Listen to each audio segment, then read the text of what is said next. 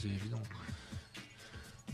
Et un jour, donc, peut-être que les gens aussi pourront s'essayer à l'improvisation jazz, hein, qui est Voilà.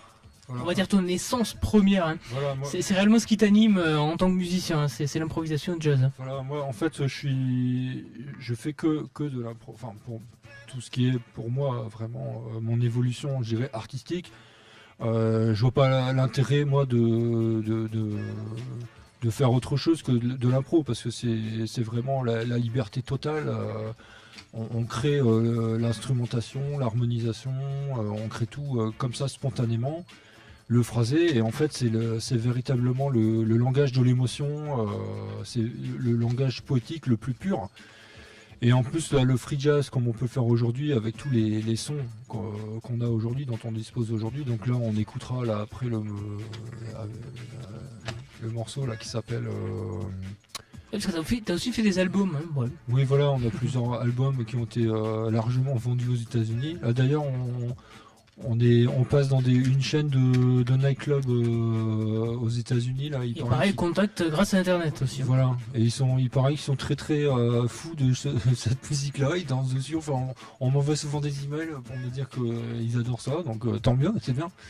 Mais bon, c'est vrai que je pense que quand on est musicien, ce qu'on veut arriver, c'est cette expression libre, totale, quoi. Donc ça c'est l'évolution un peu de la musique.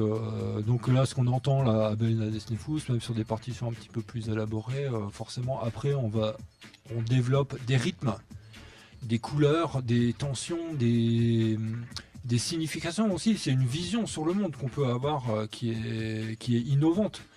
Des harmonisations qui sont plus complexes, bien sûr, naturellement, mais qui vont être aussi qui vont mettre en évidence des émotions différentes et nouvelles, qui sont des émotions d'aujourd'hui. Ce ne sont pas des émotions du XIVe siècle ou du XVIIIe siècle. C'est des choses qu'on vit aujourd'hui. On peut pas parler, on peut pas prétendre être poète là au XXIe siècle avec tout ce qu'on connaît de la vie d'aujourd'hui, de toute l'histoire qu'on a, que tout le monde a vécu. Hein, quand je pense surtout aux guerres mondiales et à la vie moderne. On peut pas se prétendre témoin de son temps, poète, et jouer la musique du XVIIIe siècle, qui était une musique principalement soit pour l'église, soit pour les rois. Ça me paraît un petit peu déphasé. Donc ça donne forcément des choses qui sont nouvelles. Donc c'est vrai que l'utilisation du violon baroque, du violon acoustique dans des sonorités très très actuelles, c'est quelque chose qui plaît, oui effectivement, parce que ça donne vraiment la place à un instrument qui est quand même un instrument qui est formidable, quoi, Aujourd'hui, t'as fait le tour de cette musique-là? Ou est-ce qu'il te reste encore des choses non, à découvrir? Non, j'en ai pas fait le tour parce que moi je vois sur, admettons, 10 ans d'enregistrement.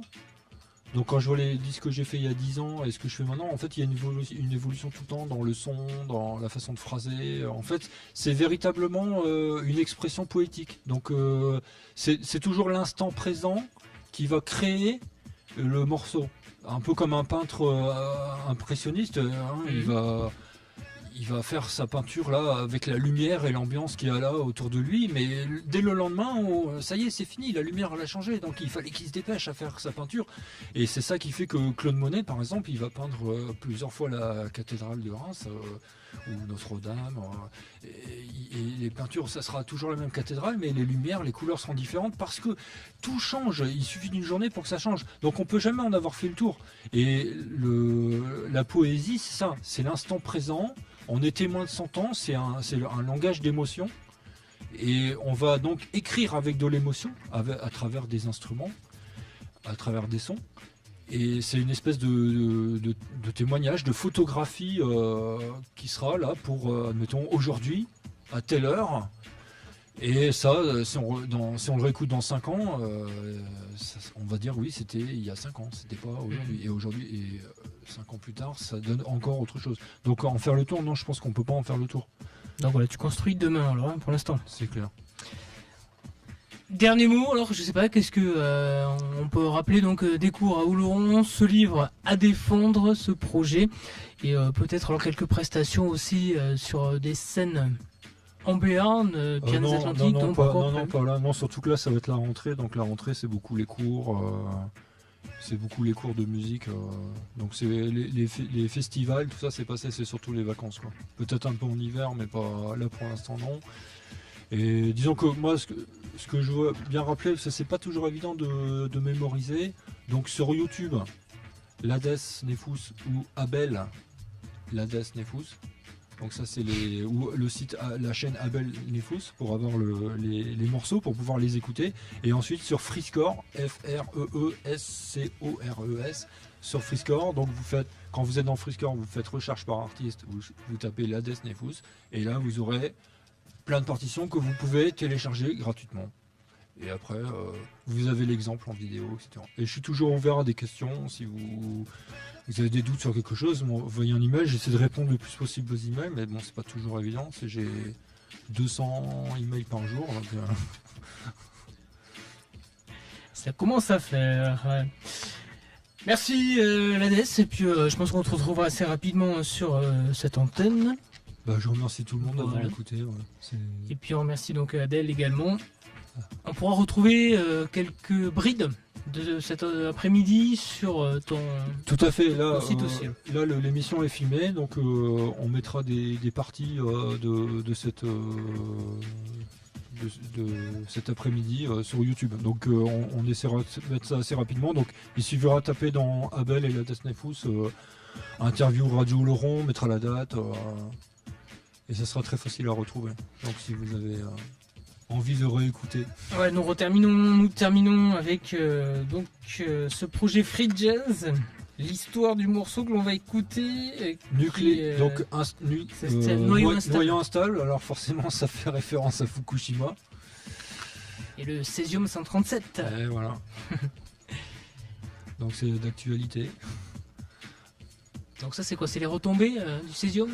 Non, c'est noyau instable, c'est un peu c'est la société qui a un noyau instable et ça donne des choses comme ça donne des accidents. D'ailleurs, ça donne tout ce qu'on a là. On a le nucléaire pour avoir son confort, mais bon, le confort il est un peu précaire. La preuve, il suffit pas grand chose pour avoir un accident qui remette en question le confort, quoi. C'est un peu l'histoire de noyau instable, quoi. Donc on a un peu le côté un peu oppressant dans cette musique. On va sentir quelque chose d'oppressant un peu, enfin, pour montrer le risque qu'on a dans un mode de vie. Ah ben voilà, donc je remercie aussi les gens qui t'ont écouté, qui n'étaient pas trop pressés, eux, justement. Puisque, voilà, et puis s'ils veulent un cours sur l'harmonie, il n'y a pas de souci. Tu es disponible, hein. Il n'y a pas de problème.